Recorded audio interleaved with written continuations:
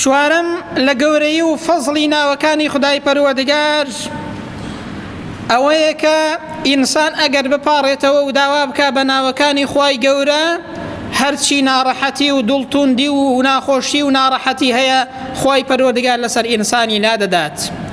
ئەو کەسەی کە دڵت توندە، ئەو کەسەی کە لە ژیانتدا مرتاح و بەختەوەر و دڵ ئاسوودە نیت کە ئێستا زۆر خەڵک ئاوایە ئەو دوعایە بخوێنە، ناوەکانی خوای پەروەردگار بخوێنە و لەبەریان کە بەهۆی ئەو ناوانەوە دڵت ئاسوودە و کامەران دەبێت برام.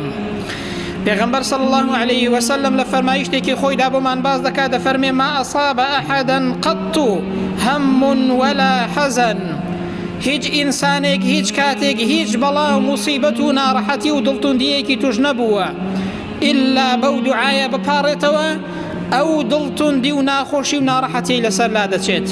ئەو دوعایە چییە؟